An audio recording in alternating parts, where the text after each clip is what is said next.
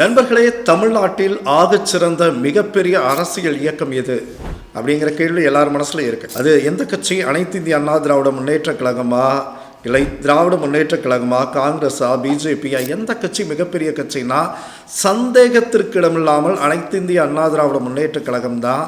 புரட்சி தலைவரால் இயக்கம் துவங்கிய காலத்திலிருந்து இன்று வரை தமிழ்நாட்டின் மிகப்பெரிய அரசியல் இயக்கம் அதிமுக தான்.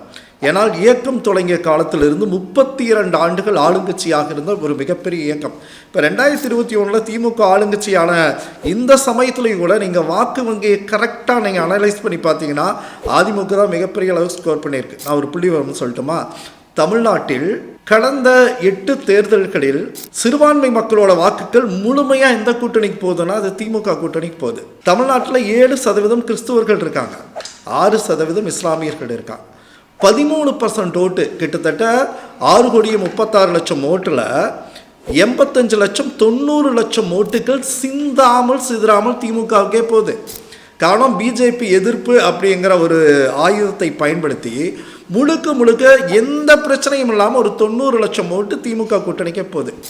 கடந்த தேர்தலில் அவங்க வாங்கின வாக்குகளில் இப்போ 45% வாங்கியிருந்தாங்கன்னா 13% எந்த பிரச்சனையும் இல்லாமல் ஜாக்பாட்டாகவே கிடைக்குது. அப்போ கூட்டணி கட்சிகளோட ஓட்டெல்லாம் நீங்கள் கருத்தில் எடுத்துக்கிட்டீங்க அப்படின்னு சொன்னால் ஒரு 20% 22% கூட்டணி கட்சிகளோட ஓட்டுனா திமுகவோட உண்மையான ஓட் பேங்க் தான் என்னன்னா அது வெறும் 20% கீழே தான்.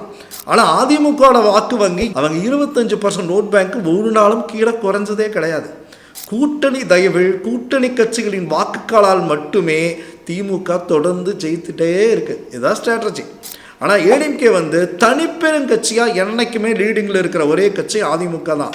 இந்த தேர்தலில் கூட்டணி கணக்குகள் மட்டும் மாறிச்சுன்னா, ஒருவேளை திமுக கூட்டணியில் இருக்கிற காங்கிரஸ் கட்சி, விடுதலை சிறுத்தைகள் இதெல்லாம் விஜயோட போய் கூட்டணிகளை சேர்ந்தாங்கன்னா திமுக அனைத்து தொகுதிகளிலும் தோல்வியை சந்திப்பதை யாராலும் தடுத்து நிறுத்தவே முடியாது. ஏன்னா சிறுபான்மை வாக்குகளை தான் அவங்க நம்பியிருக்காங்க.